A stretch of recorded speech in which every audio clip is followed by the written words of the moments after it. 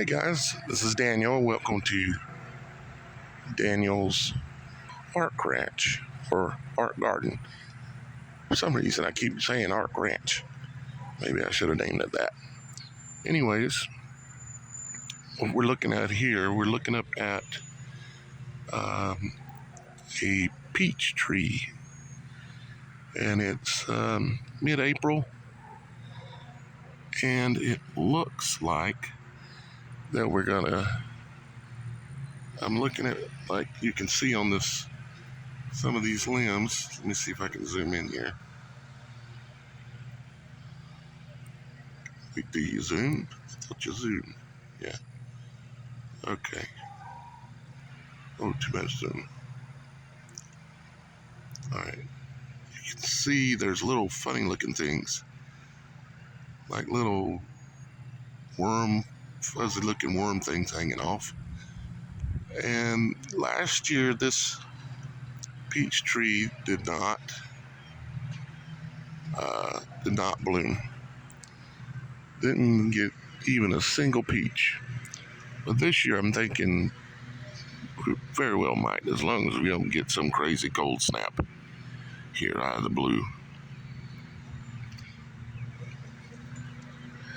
Had to put this little metal cage around it because, well, there were animals trying to eat it. I'm going to take you around and give you an update on a few things. You can see I've started the tilling of the ground, and I had a good friend of mine come over. He has a real small little tractor, and had a little disc on the back. Well, actually it was like 6 discs on the back, I guess you'd say, that he could pull through here. And well, we're just not getting very deep. So he says he's going to come back with a better setup and finish disking this in for me, or up, or what do you want to call it. You can see he stopped right here because he was just realizing that this ain't getting deep enough. I could work with it if I had to, but I would really rather get some real rows, you know what I mean? Out here in the countryside, in the sticks, you might say. It looks darker than it actually is. I don't know why that's doing that, because it's bright sunny out today. I've got my grapevine made it through the winter and is growing again. As you can see, thank goodness it made it, so we're in business. And yeah, I had to put something around that because Peter Cottontail was trying to eat my grapevine. He liked those brand new little leaves like these. But I haven't seen Peter Cottontail in a while, so you know how it works with rabbits. Rascally rabbits. You see a big pile of logs laying up here. They came from this lot over here when they cleared this lot this last fall. And I was fortunate enough that they gave me some of the wood. Some of these probably going to just end up being possibly firewood, but I'm trying to be creative with what I've got. You got to work with what you got. Some of these, as you can see, like you can see this one right here laying down on the bottom. This one. And quite a few others are pretty straight. And what I'm going to do, at least what I'm planning on doing, is I'm going to build a smokehouse. Yeah, an old-timey smokehouse, one that I can walk inside. And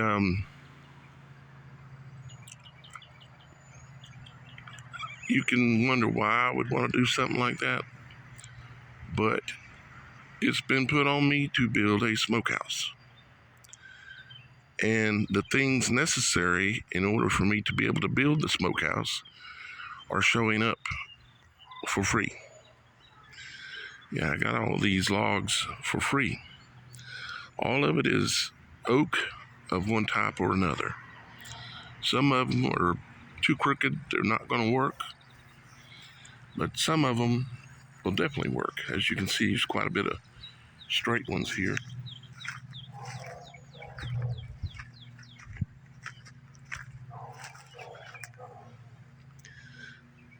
Over here, I've got these stumps here, on these over here, those two there, and a little bit of that wood right there is pear wood. I'll show you some more in a minute. It's right over there, and I got a bunch cut up into small chunks that I'll show you right here, like this stuff right here.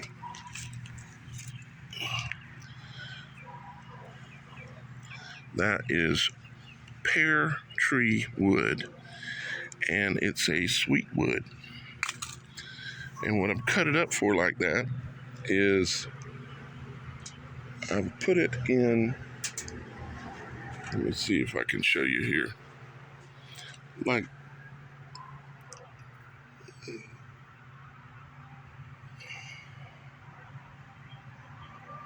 why is my recording not working? Well, I guess it is working. It's completely black in here. That's weird.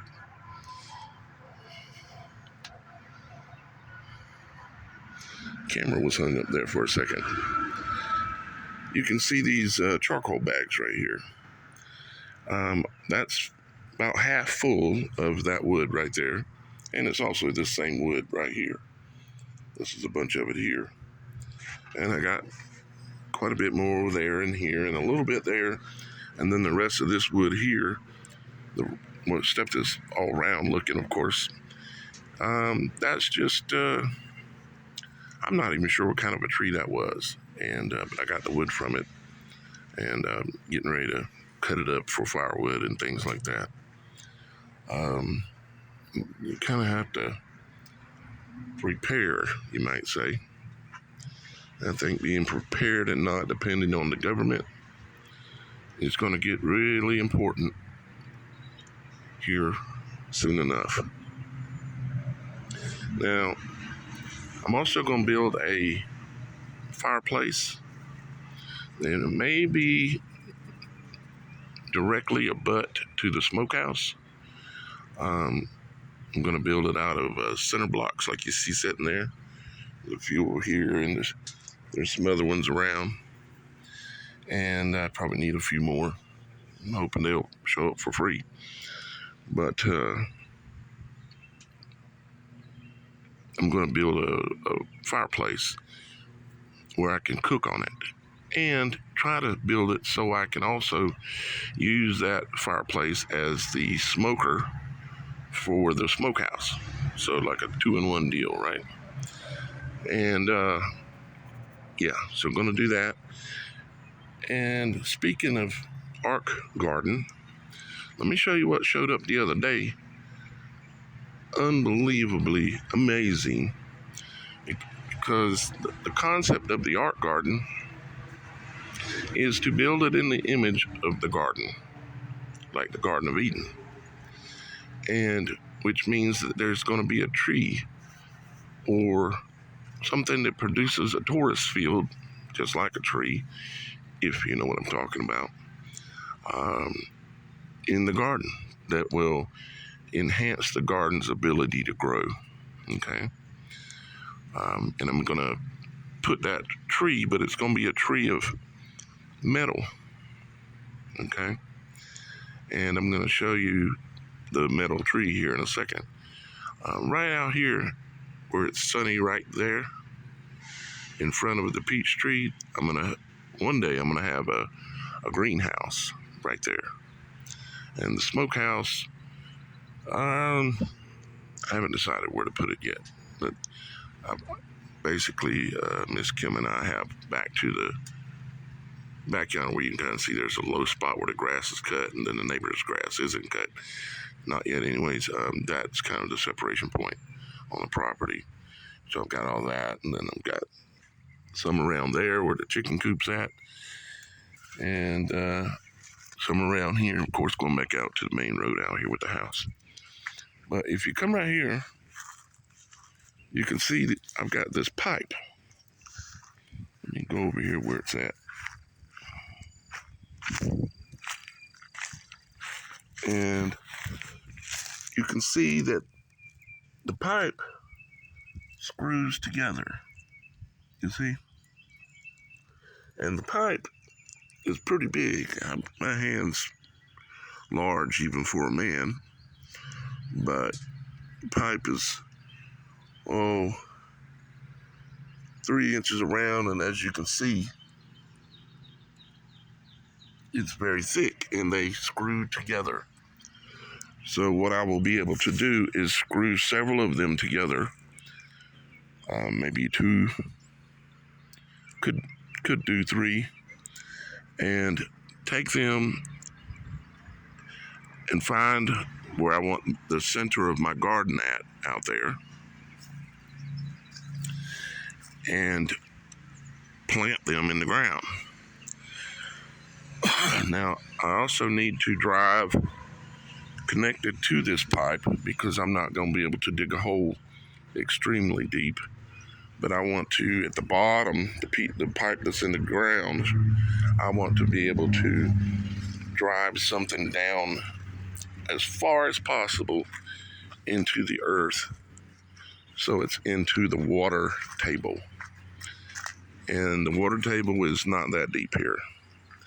You can dig a hole out there and you get down about 1.5 feet, you're going to start striking water. It's going to start puddling up. And so I'm going to drive them down. I'm going to have 2 or 3 stacked on top of each other, and they'll be extremely strong. And then what I'm going to do is on the side of it, let me grab it here.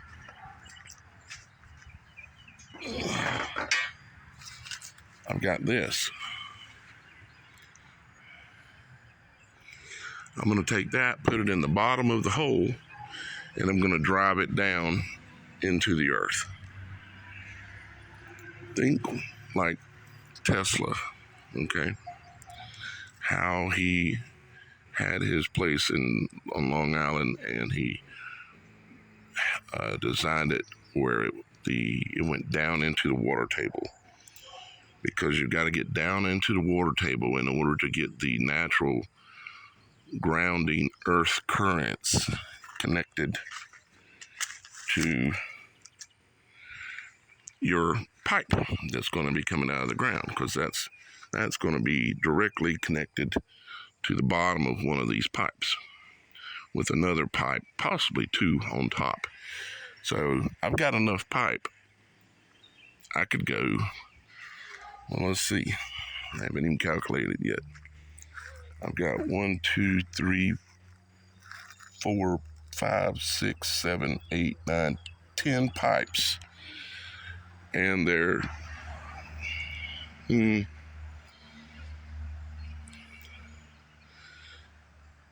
they're 9 foot each. Let's just round it off and say 10 foot each, okay? So that's 10 times 9, of course, is 90. I could be 90 feet in the air, which would be as tall as this light pole, if not a little taller. And you might wonder, why would I want to do such a thing? Why I would want to do such a thing? Because I'm creating an art garden. You take that grounding rod and you put it in the earth. You tie it in with the pipe. You make sure it makes excellent contact with it. And then you have the pipe coming out of the ground. Then on that pipe, you will take from the top of that grounding rod right there, you will take a copper wire, and you will wrap it around, creating a Tesla coil going up all the way to the top of the pipe. And if possible, you want, probably won't have to have it, but you want another piece of something like this, which I have another one laying right over there on the ground, on the top of it. You'd say it sounds like you're creating a lightning rod. Not exactly. What it's meant to do is it's meant to reach up as high, say 90 feet in the air, and pull the natural electrical power that exists in the air from a positive side, and then down in the ground from the negative side, which is why it's called the ground. Okay, so you have the difference between the negative charge in the earth and the positive charge from the air, and that copper wire winding around it is going to increase the amperage. And what it will do is, just like in the garden that had the serpent wrapped around the tree, the serpent represents symbolically in some ways electricity. Okay. If you look into that much, you'll find out that's what it symbolically can represent, is electricity. And gaining that natural electricity right out of the air and out of the earth. With this system, I could probably power, if I set it up right, I could probably power an electrical tool or more. Don't know yet.